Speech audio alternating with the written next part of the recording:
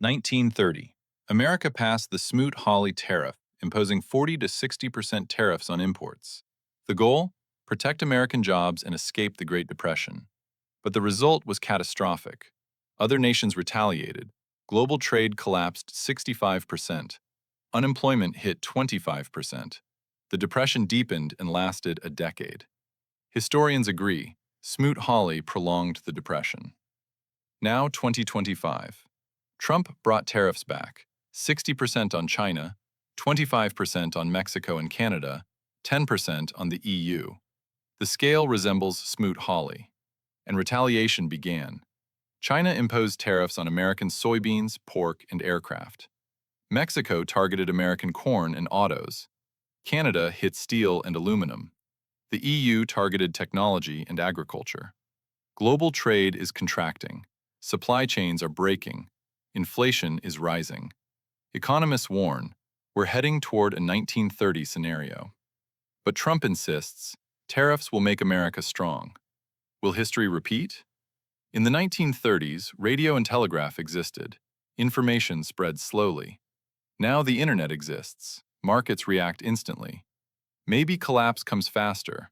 Maybe policies change. The question, will tariff wars bring recession or just inflation?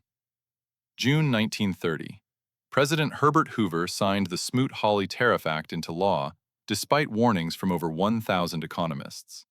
The act raised tariffs on over 20,000 imported goods to protect American farmers and manufacturers suffering from the 1929 stock market crash. Average tariff rates soared from 13% to 45%.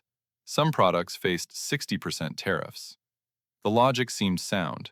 If foreign goods cost more, Americans would buy domestic products, creating jobs. But economics doesn't work that way.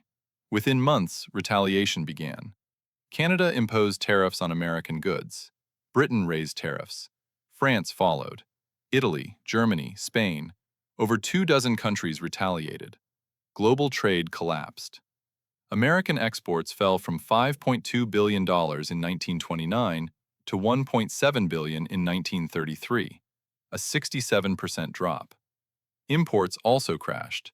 The agricultural sector, Smoot-Hawley's supposed beneficiary, suffered terribly. Farmers lost foreign markets and prices plummeted.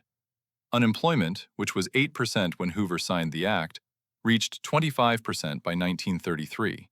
GDP contracted nearly 30%. The Depression became the Great Depression. Economists universally condemn Smoot-Hawley as one of history's worst economic policies.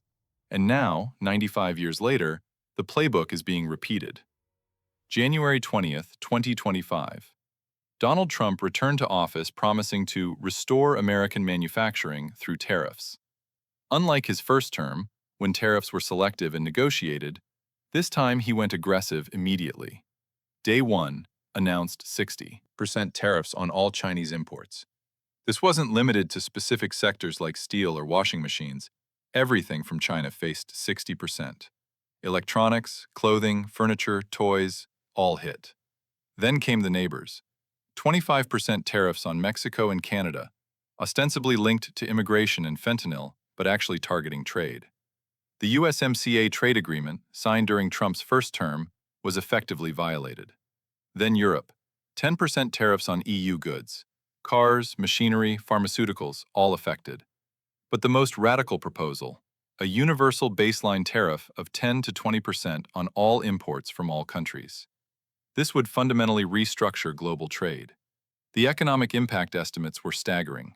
Yale Budget Lab calculated the tariffs would cost the average American household $2,600 annually. The Tax Foundation estimated $4,000. Peterson Institute warned of inflation increases of 1 to 2 percentage points. Business groups, Chamber of Commerce, National Association of Manufacturers, opposed the tariffs, warning of supply chain chaos. But Trump was unmoved.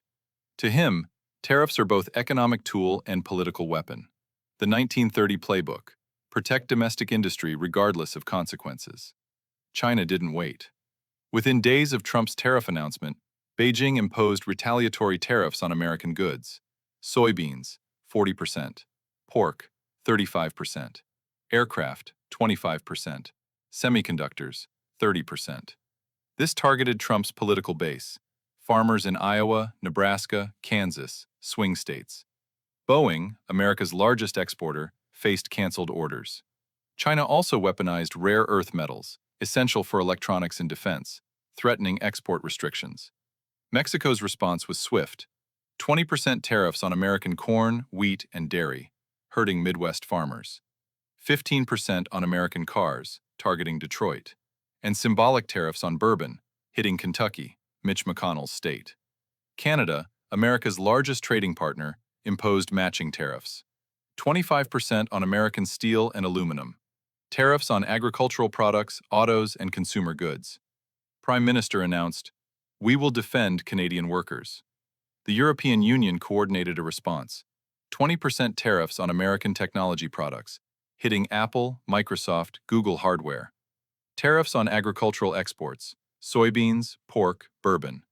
Tariffs on Harley-Davidson motorcycles, targeting Wisconsin, a swing state. The pattern was clear. Retaliatory tariffs targeted politically sensitive regions. The goal wasn't just economic, it was political punishment.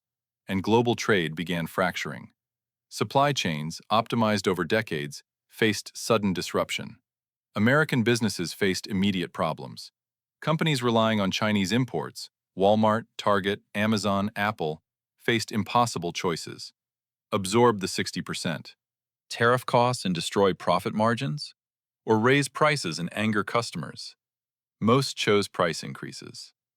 Walmart's CEO warned, "We will have to raise prices. Consumers will feel this." Target echoed the warning. Amazon quietly increased prices on electronics and household goods by 10 to 20%. Apple faced disaster. iPhones, manufactured in China, faced 60% tariffs. A $1,000 iPhone could jump to $1,600. Apple considered moving production, but that takes years. Tim Cook called the tariffs a tax on innovation. The automotive sector was hit harder. Cars are assembled from parts made in multiple countries. A Ford F-150 might have an engine from Mexico, transmission from China, electronics from Germany, seats from Canada. Tariffs on each component compound. A $40,000 truck could cost $50,000. Toyota, Honda, Volkswagen all produce in Mexico for the American market. 25% tariffs added thousands to vehicle prices. Some manufacturers paused production, unsure if they could profitably sell vehicles. Grocery prices surged. 40% of America's fresh produce comes from Mexico: avocados, tomatoes, peppers. 25% tariffs meant 25% higher prices at checkout. Coffee, imported from Latin America, tariffed. The supply chain, just in time and globally integrated, couldn't adapt quickly. Chaos was inevitable. Tariffs work like sales taxes, but at the border. Importers pay tariffs to customs, then pass costs to wholesalers, who pass to retailers, who pass to consumers. Each step adds markup. A 60% tariff doesn't mean 60% consumer price increase. It often means 70 to 80% after markups. Economic research from Trump's first-term tariffs, 2018 to 2019, showed nearly complete pass-through. A study by economists Mary Amidi, Stephen Redding, and David Weinstein found tariff costs were entirely borne by American consumers and businesses, not Chinese exporters as Trump claimed. Importers paid the tariffs, then raised prices. The result? Inflation. In 2018-2019, targeted tariffs on washing machines raised prices by 12%. Steel tariffs increased construction costs. But those tariffs were narrow, covering specific products. 2025 tariffs are broad, covering most imports. The inflation impact will be far larger. Peterson Institute estimates Trump's tariff plan could add 1 to 2 percentage points to inflation. If inflation was 3%, it becomes 4 to 5%. Goldman Sachs warned of similar impacts. The Federal Reserve faces a nightmare. Its mandate is price stability. But tariffs cause inflation the Fed cannot control with interest rates. Raising rates fights inflation but causes recession. The Fed is trapped. And consumers pay twice, once through higher prices, again through slower economic growth and potential job losses. American farmers are tariff war casualties. Agriculture depends on exports. Roughly 20% of U.S. farm production goes abroad. China was the largest buyer of American soybeans, pork, and wheat. Chinese retaliatory tariffs devastated this market. Soybean exports to China collapsed. Prices fell from $9 per bushel to $8, a devastating drop when margins are thin. Farmers planted expecting Chinese demand, then faced tariffs and had no buyers. Pork producers suffered similarly. China, the world's largest pork consumer, bought American pork heavily. Tariffs closed that market. Pork prices dropped, and small producers went bankrupt. Dairy farmers faced Mexican tariffs. Mexico was the largest buyer of American cheese. Tariffs ended that. Cheese prices collapsed and dairy farms closed. The Trump administration responded with subsidies, bailouts to compensate farmers for lost income. In 2018-2019, the government paid farmers $28 billion. But subsidies create dependency and don't restore markets. Once foreign buyers switch to Brazilian soybeans or Canadian pork, they don't switch back easily. Relationships take decades to build, moments to destroy. Farm bankruptcies increased. Rural communities, Trump's base, suffered. The irony was bitter. Policies intended to help farmers ended up destroying their livelihoods. And this time, subsidies might not be enough. The tariff scale was larger, retaliation was broader, and the global economy was already fragile from post-COVID inflation. Yale Budget Lab calculated Trump's tariff plan would cost the average American household $2,600 annually. The Tax Foundation estimated $4,000. How? Through higher prices on everyday goods. Electronics. A laptop made in China costs $700. 60% tariff adds $420. Total $1,120. A smartphone. $800 becomes $1,280. Clothing. 80% of apparel sold in America is imported, mostly from China and Vietnam. Tariffs add 20 to 30% to clothing prices. A $50 shirt becomes $65. Furniture. Nearly all furniture is imported. A $1,000 couch becomes $1,600. Groceries. Fresh produce from Mexico, coffee from Latin America, wine from Europe, all hit with tariffs. A family spending $600 monthly on groceries might see that rise to $750. Automobiles. Tariffs on vehicles and components add thousands to car prices. A $40,000 vehicle becomes $50,000. Home construction. Tariffs on steel, aluminum, lumber, and tools increase building costs, raising home prices. These aren't one-time costs, they persist. And they're regressive. Low-income families spend a higher percentage of income on goods, so tariffs hurt them disproportionately. The bottom. 20% of earners could lose 6% of after-tax income. Meanwhile, tariff revenue goes to the government, a transfer from consumers to federal coffers. This is taxation by another name. Federal Reserve Chair Jerome Powell faced an impossible situation. The Fed's dual mandate, maximize employment and maintain price stability, 2% inflation. But tariffs create inflation without corresponding demand growth. It's supply-side inflation. Traditional Fed tools, interest rates, don't work well. Raising rates fights inflation by reducing demand. But tariff inflation isn't demand-driven, it's cost-driven. Raising rates punishes consumers who are already paying higher prices.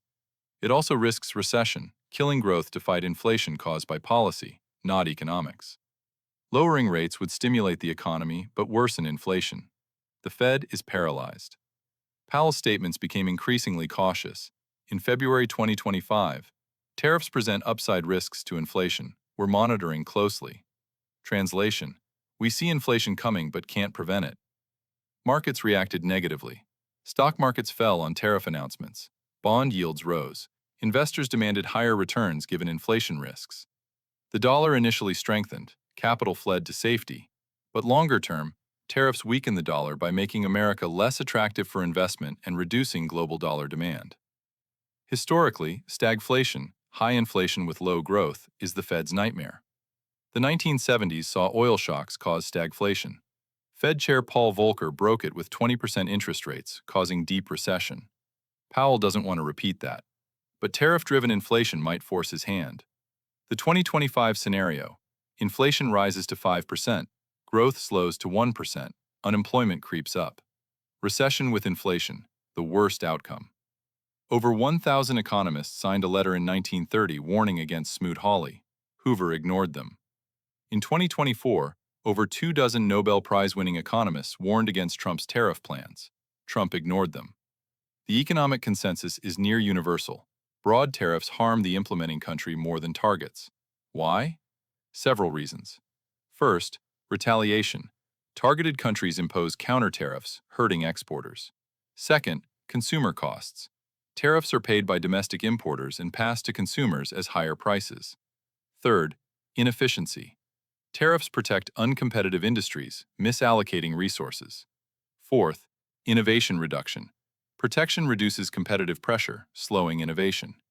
Fifth, geopolitical damage. Trade wars strain alliances and create conflict. Historical evidence supports this.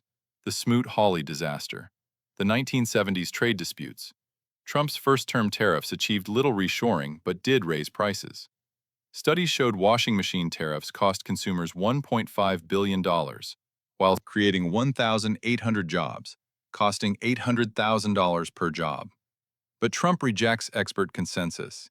His view, trade deficits are losses, tariffs fix them. This is economic fallacy. Trade deficits aren't inherently bad. They reflect capital inflows. If America imports more than it exports, it means foreigners invest in American assets. A trade deficit with capital surplus. Tariffs reduce both.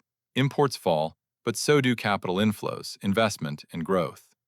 Economists have explained this for decades, but politics trumps economics, literally. Will tariffs cause recession like 1930, or just inflation? Arguments for recession. Trade collapse reduces economic activity. If exports fall 20% and imports fall 30%, GDP contracts. Trade is 15% of U.S. GDP. Business uncertainty from tariff unpredictability delays investment. Consumer spending falls as prices rise and real incomes drop. Global recession spreads. If America, China, Europe all slow simultaneously, it becomes global. Arguments against recession. The U.S. economy is stronger than 1930. Unemployment is low. Consumers have savings. The financial system is stable. No banking crisis like 1929. The Fed has tools, can cut rates if recession looms. And tariffs might be negotiated away. Trump uses tariffs as bargaining chips, often backing down after threats.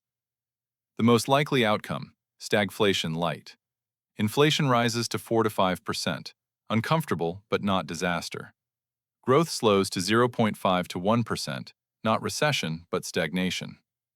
Unemployment rises modestly from 3.7% to 4.5%, painful but manageable. This isn't 1930, no 25% unemployment or 65% trade collapse, but it's not benign either.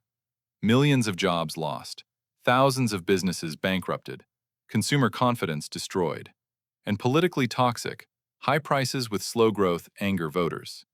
The 2026 midterm elections become a referendum on tariffs. If Republicans lose Congress, tariff policy might reverse. If they hold, tariffs persist and damage compounds. History doesn't repeat, but it rhymes. 2025 began with economic shock, Trump's sweeping tariffs. 60% on China, 25% on Mexico and Canada, 10% on Europe. A universal baseline tariff on all imports. The scale resembled Smoot-Hawley, the 1930 act that deepened the Great Depression. And like 1930, retaliation was swift. China hit American agriculture and aircraft. Mexico and Canada targeted cars and steel. Europe struck technology and agriculture. Global trade began contracting. Supply chains fractured. Walmart, Target, Apple warned of price increases. Economists calculated $2,600 annual cost per household. Inflation, which had fallen to 3%, threatened to rise to 5%. Federal Reserve faced a dilemma. Unable to fight tariff-driven inflation without causing recession. Farmers, Trump's base, suffered devastated export markets despite subsidies. Consumers faced higher prices on electronics, clothing, groceries, and vehicles. Historical precedent was grim. Smoot-Hawley prolonged the Depression, collapsing trade and employment. Over 1,000 economists had warned Hoover. Over 24 Nobel laureates warned Trump. Both ignored experts. But 2025 differs from 1930. The economy is stronger, the financial system stable, and policy can change. The question: will tariffs cause recession or just inflation? The answer likely: stagflation light, higher prices with slower growth. Not catastrophic, but painful. Millions of jobs at risk, thousands of businesses threatened, and voters noticing. The 2026 midterms will judge Trump's tariff gamble. History doesn't repeat exactly, but it rhymes.